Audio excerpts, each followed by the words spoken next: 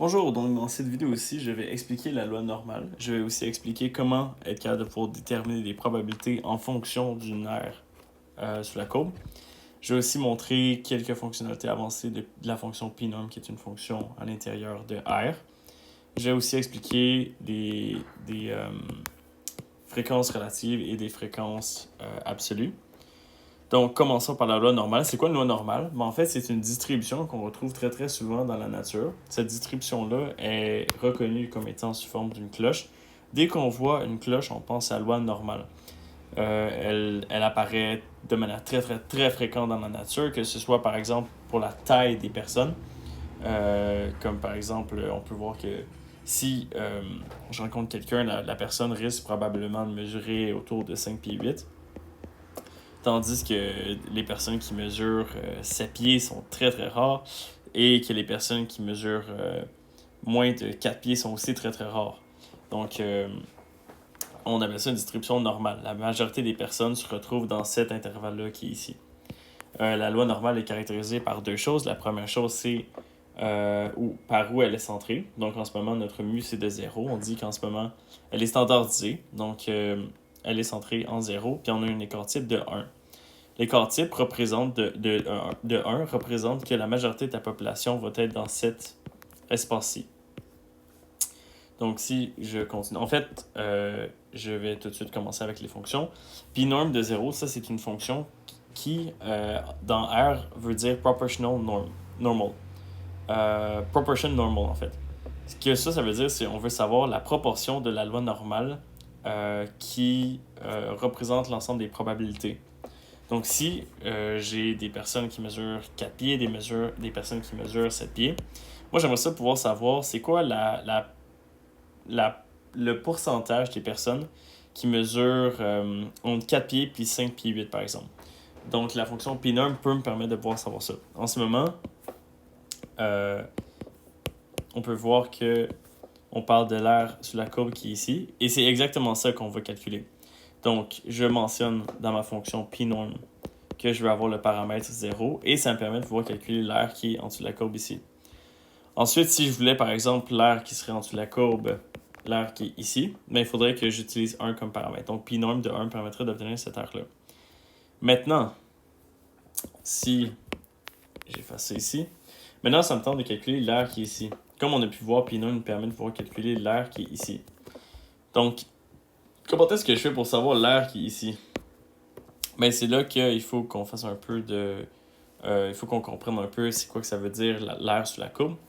Toute l'air sous la courbe, ça représente 100% des personnes. Toutes les personnes qui mesurent entre 4 pieds, par exemple, puis les personnes qui mesurent entre 7 pieds, c'est toutes les personnes dans mon échantillon.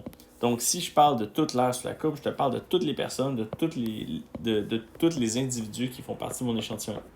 Ça, c'est 100% de mon échantillon, aussi appelé 1. Donc, quand je parle de la partie qui est juste ici, en théorie, c'est comme si je te disais j'aimerais ça que tu me prennes toute l'air qui est ici, mais que tu enlèves juste la partie qui est ici.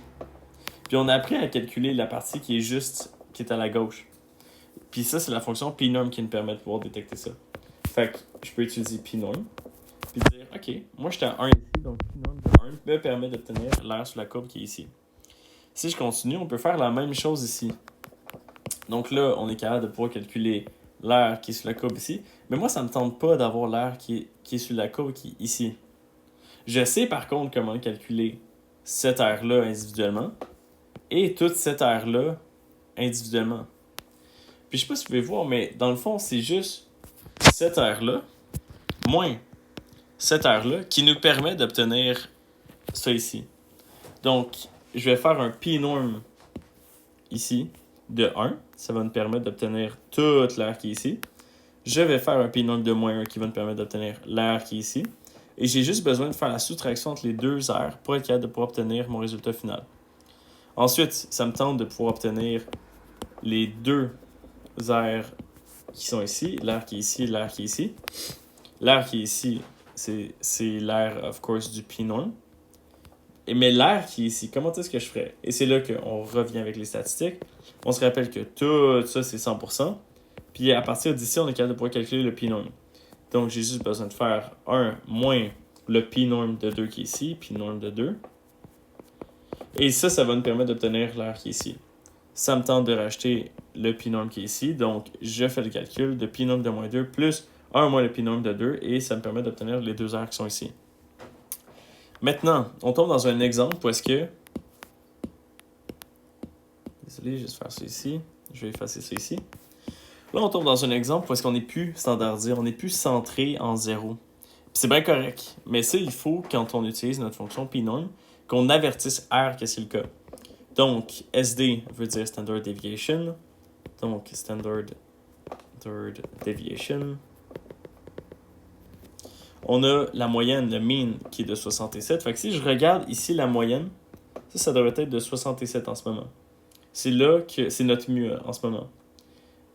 Si je regarde notre écart type, ça devrait être de 12. Donc, cette section-là devrait représenter en fait la majorité de notre heure. Donc, pour savoir l'air qui est ici, il faut que je mentionne ma standard deviation. La courbe, comme je l'ai dit, ne va jamais changer, c'est toujours la forme de la cloche, mais j'ai besoin d'expliquer ces deux paramètres-là pour dire que c'est ça la cloche dont je parle. Et là, quand je mentionne le p-norm de 60, je parle de l'air qui est à la gauche d'ici. Ça me permet d'obtenir l'air qui est ici. Le pourcentage de probabilité de, OK, il y a 25% des personnes qui sont ici, par exemple. Si je voulais standardiser le résultat, puis que je voulais que ce soit encore 0 le résultat, puis que ce soit par exemple 1 moins 1, la manière de faire ça ici pour obtenir mon résultat, c'est de prendre le nombre que je veux, ensuite moins la moyenne, divisé par standard deviation. Ensuite, si je continue ici, c'est à peu près la même chose. J'ai besoin de rentrer des paramètres, donc le 72, le mean, etc. Comme on peut voir ici puis ici, on parle de la même courbe en ce moment. C'est nécessaire. On veut avoir la même courbe. Ce serait même possible de pouvoir avoir une courbe qui serait différente, de vouloir... en fait, j'aime mieux pas rentrer dans cet exemple-ci. On va juste assumer pour le moment que c'est la même courbe. Puis, pour déterminer, en fait, cette section-là qui est ici, c'est encore la même chose que la dernière fois. On va déterminer le p-norm ici, on va déterminer le p-norm ici, on va soustraire les deux. Donc, on va faire ça ici, moins ça ici, pour nous permettre d'obtenir ça ici. On pourrait continuer sur d'autres exemples, etc. Mais pour sauver du temps, je vais tout de suite continuer aux fréquences. Comme j'ai dit, j'allais en parler. Je ne l'ai pas supprimé tout mon exemple. Ok, donc, quand je rentre dans la notion de fréquence, on parle de fréquences relatives, puis on parle aussi de fréquences qui sont absolues. Quand je parle de fréquence, c'est défini par l'équation qui est ici, une classe divisée par n. Quand je parle de classe, là, on peut littéralement s'imaginer que c'est comme si on était dans... On parle de classe, en fait, d'éléments. Fait que si, admettons, je suis dans une... j'ai un groupe d'amis, puis mon groupe d'amis a 30 personnes, par exemple, j'ai beaucoup d'amis, puis je veux savoir, par exemple, c'est qui a des souliers rouges? Ben, il y a une sous-classe de ça qui va être les souliers rouges. On a une sous-classe de ça que ça va être les souliers noirs. Puis on a une sous-classe de ça que ça va être les souliers blancs, par exemple. Fait que si je veux savoir, par exemple, la fréquence absolue des souliers rouges, je suis capable de pouvoir dire que c'est 8 personnes sur 30 qui a des souliers rouges.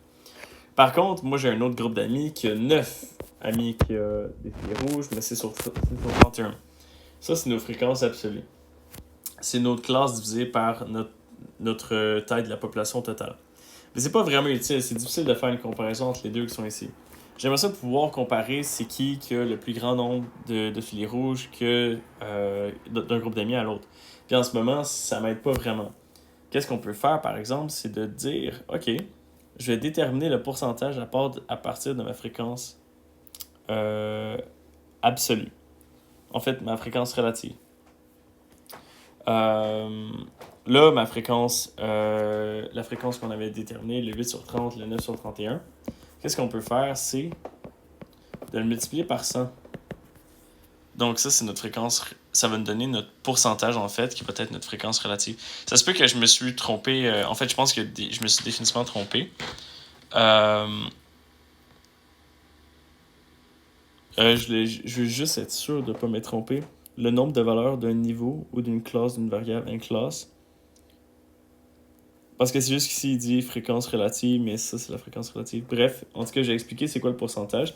Bref, si je veux comparer plus facilement deux classes de personnes, en fonction d'une taille de population qui peut être différente, je peux faire 8 divisé par 30 fois 100. Ça va nous permettre d'obtenir, je sais pas que ça va donner combien, 8 divisé par 30 fois 100. Laissez-moi faire les calculs. 8 divisé par 30.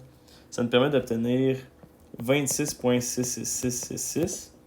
Puis ça va nous donner 26% des personnes. 9 divisé par 31 fois 100. Ça va donner 29%. Fait qu'on est en train de dire, OK, ici j'ai 26% de mes amis qui portent des souliers rouges. Ici j'ai 29% de mes amis qui portent des souliers rouges. Donc ce groupe d'amis-là a plus de souliers rouges que ce groupe d'amis-là. Donc c'est ça qui conclut la vidéo par rapport aux fréquences et à la loi normale.